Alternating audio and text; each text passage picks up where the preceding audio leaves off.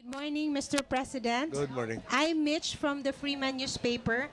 Are you aware of the scandal created by this with the construction of this power plant? Several environmentalists want to stop the operation of KEPCO. Any message to them? Yung kailangan natin okay lang ba Tagalog? Okay lang. Kailangan naman natin balansehin, Yung, I guess in simplest terms, ito yung problema. Ano bang gusto natin problema? Wala tayong kuryente or di ba parang wala kang kuryente, walang gumagana sa grid. Bubuksan mo yung switch mo, wala mangyayari. Or ito na yung issue sa coal ash, for instance, sa coal dust. Ito pwede mabantayan may solusyon. May mga paraan para i-mitigate yon. Pero yung pag wala kang kuryente, talagang ano magagawa mo doon? Yung tingnan niyo yung generating charges dahil sa WESM at saka pagpasok ka nito mga bagong players from 4 nasa mo sila? 4 na? From 426 to 340. 348 na lang ang generating charge. So dulo po niyan, mas mura yung kuryente. At yung kuryente, lalo sa Cebu, marami ditong exporter. Yung exporter semiconductors. Semiconductors, ang laki ng bahagi ng cost of manufacturing, presyo ng kuryente. Siyempre sumasabay tayo sa Japan, na pinakamaunlad na bansa sa buong Asia, sa presyo ng kuryente na sino pupunta sa atin? So, ito, parang sa akin pananaw, dumaan sa proseso, nandiyan ang DNR, pati yung korte na kung saan nagdulog ng kaso, nilift yung kanilang injunction, ito nasa realm ng solvable na mga issue. Pero yung pag walang kuryente na magde-deny ng trabaho para sa mga Cebuano, na papahirapan na lahat ng Cebuano, siguro mas mabigat na issue yun, na hindi agaran na solusyon. Pag tinayo ito, hindi naman, di ba, o-order ka nito within a month, nagpo-produce na ng kuryente. It takes 2 to 3 years for a plant of this size to be set up. So would you rather had 2 to 3 years more of yung rotating brownout, especially during the summer months? I don't think anybody would have wanted that. Thank you. Good morning, Mr. President. I am Elias Bakir of Sunstar. What is now the status of your administration's renewable energy program? Can I ask the Secretary to give you all of the details? He will give you a more thorough briefing afterwards. Okay.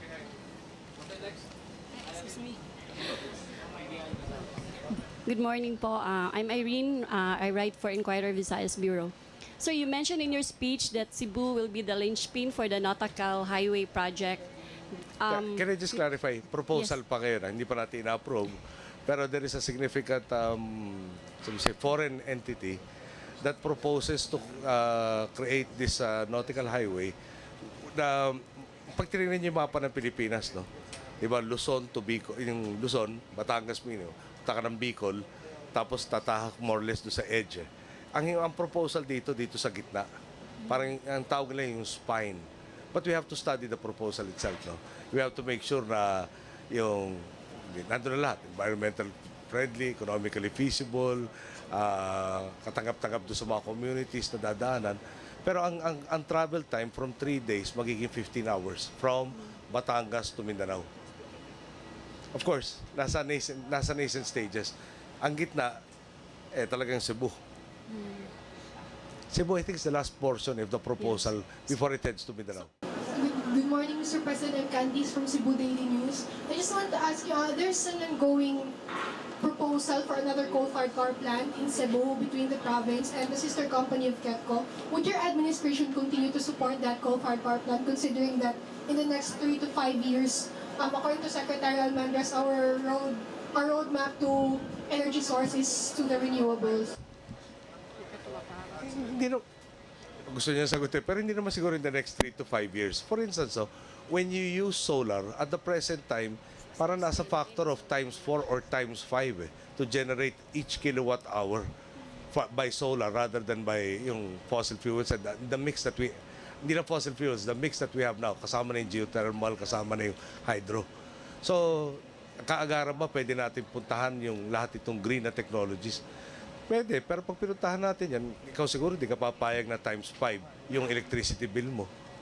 At yung negosyo na papasok dito na magbibigay ng trabaho sa atin, matatakot pumasok sa atin kung ang kuryente natin ay times 4, times 5 ng karating natin lugar. Although gusto natin madagdagan ng renewables do sa ating pong energy mix. But it is yung what we launch will take parang 20 years, no, to get to that point in time na talagang very, very significant na. Yung it can add at the present time, but to go parang predominantly green will take improvements in technology. It will take about 20 years before it becomes practical for all of us. Bago tayo tumungo doon, inumpisa na namin yung e-tricycle na program. No? Ang target is 20,000 units of those, at least by the end of this year. So, ang kinaganda nitong green na technology to, electric siya, at kikitahin ng mga operator between double to triple what they actually make now. So, they will go green, less pollution, pero ang kita nila lumalaki. Yun, madaling mang-engganyo na sumama sa ganong klaseng green na project. Sir Spratleys, pasensya na dalawa. Isang US, isang China. Reaction lang sa assurance of support from US. Tapos sa China side, do you believe China in saying na when they said na there will be no invasion? Ilan, sir? Yung sa Amerika, siyempre, kinatutuwa natin, i-reiterate nila yung ating defense treaty na pagkatagal-tagal na. Siguro maganda yun na para walang naliligaw, walang nakukonfuse, o walang nagkakamali sa akala. Yung sa China naman, sa hindi tayo mag-invade, we thank them for that statement.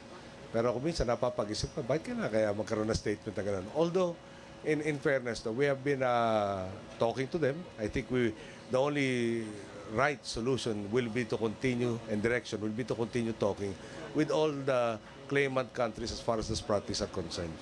Yung focus dito talaga, paano ba natin increase, paano yung stability that will increase trade, that will increase standards of living for all the peoples concerned, so that we maintain the direction towards improving the standards of living and having peace that is a necessary precursor to that, rather than go into a conflict situation.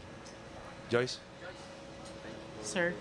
Sir, you mentioned a while ago the credit upgrades that the president has got, that the Philippines has gotten, but the Standard & Poor's mentioned that the country needs to impose new taxes and widen your tax base in order to get an investment grade credit.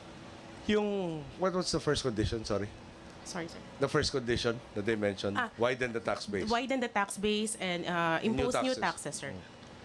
I'm not sure yung impose new taxes is the right route, no? Kasi we still maintain na yung widen the tax base, ano ba ibig sabihin nun? Karamihan na nagbabayad ng buwis sa atin dito, yung mga nawi-withhold yung salary, hindi makapalag. Pansinin po nyo yung mga finailan natin ng kaso. Yung unang-una nag-declare na wala siyang income, so hindi siya nagbayad ng income tax. Na ilang taon na wala siyang income, sabi niya, pero nakabili ng supercar na Lamborghini. Yung iba pa na sabi parang may ari-arian sa abroad na pinaupahan. Tapos kinalabasan ay sabi na wala silang dagdag sa income maliban doon sa kinukuha na bilang empleyado ng gobyerno. So, yung widen the tax base goes hand in hand with improving the tax collection efficiency. Sa function, di ba, sa ratio to GDP. Yun ang focus natin. Pangako ko sa taong bayan, bago tayo mag-i-impose ng bagong taxes, siyempre kailangan naman natin muna kolektahin yung nandyan ng mga buwis. At yung mga lahat na sinampang kaso ng BIR, tapos at saka ng customs, so parang doon naman sa mga smuggler, ay tungo sa pag-i-improve nitong revenue generating abilities natin. Napalagay ko yung nakakaroon na rin ng bunga. Pansinin po nyo yung ating deficit ng January to April, kung di ako nagkakamali ang projected was, or January to March, I'll have to check, pero the projected was 112 billion, ang naging actual deficit was 26 billion. So part of that is in judicious spending, but more importantly, may pumapasok na rin dagdag na revenue na substantial. So I think we are complying with that. Yung, again, yung nasa Kongreso ko, may isang time, yung chairman ng Ways and Means Committee, sabi niya parang itong particular na sektor, bibigyan na lang ng flat rate.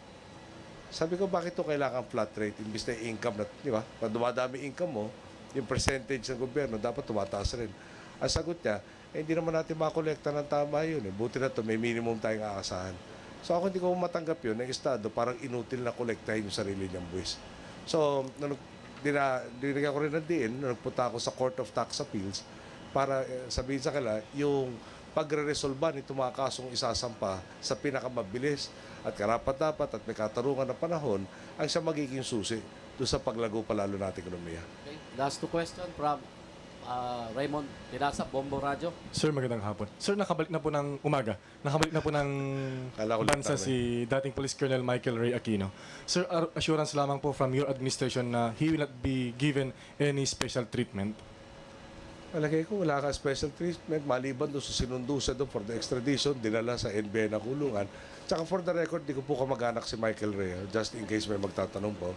At palagay ko, the records will bear me out kung hahanap kayo ng special treatment. The only special treatment they got from me was when I was chairman of the Human Rights Committee in the 11th Congress. Ang special treatment po lang, madalas ko po silang mga kliyente doon sa Committee on Human Rights ng Kongreso, lalo sa PAOK-TF po. Okay, last question from Gina Bengo.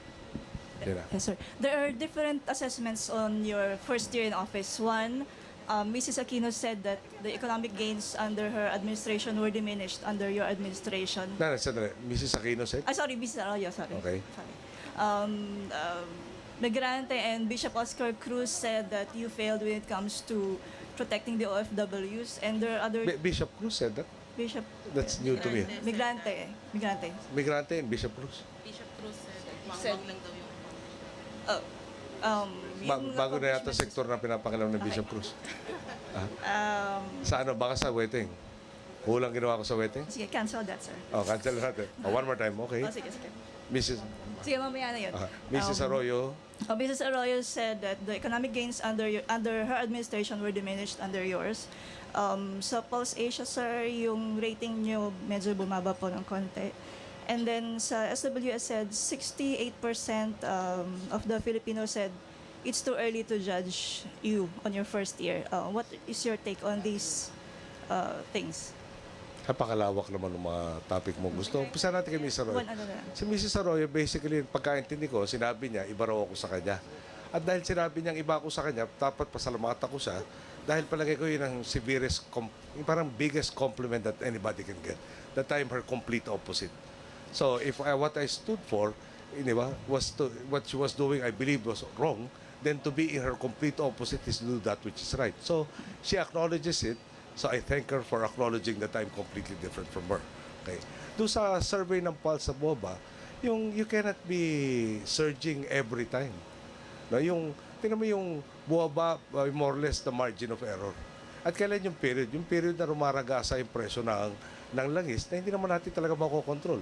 Yung aking mga kritiko, sinisisi ako sa pagtaas ng presyo ng bilihin. No? Makokontrol ko ba yung gulo sa hindi sa ilang bansa ng Middle East, sa maraming bansa ng Middle East? Sagutin ko na rin sa migrante.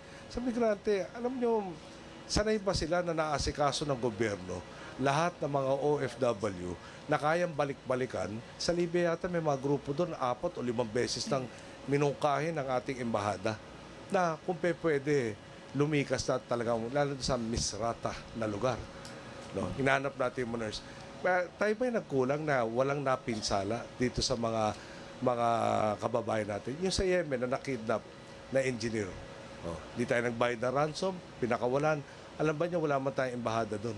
Sa totoo lang, no, yung minana ko, yung ating mga embahada, hindi ko na babanggitin, no, dahil ngayon na medyo nag-improve naman yung embahador natin doon.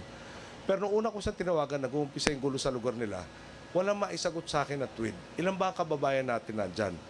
No, bibigyan ka ng range from 13 to 26,000 na tanda ko. Saan sila nakalagay? Hindi rin siya ganun kaklaro. Gumugulo ba ang sitwasyon dyan? Sabi po nila, lahat na sagot niya medyo hindi, paano mo masabi, medyo equivocal eh. No? Yun ang minana ko. Pero maski na minana ko yun, tandaan mo rin, ang Pilipinas, ang C-130 ng Pilipinas na tumatakbo ngayon na kayang pumunta sa mga lugar na to ay a squadron of one. No? Meron tayong barko na kayang mag-trans-ocean para sunduin sila. A fleet of one. Okay? Yung population natin sa labas ng bansa, 8 million. So, immigrante, baka, diba, okay lang naman sa akin, may mag-criticize. Maganda nga yun. Baka maituro sa amin kung saan pwede pa kami mag-improve. Pero yung hindi natin sila nasikaso, palagi ko yung mga kababayan na natin mismo magsasabing natulungan, nailigtas, nailayo sa kapamakan kung kami nagkulang o hindi. Okay? Thank you, you, sir. Mr. President. Okay na. Si Secretary Almen.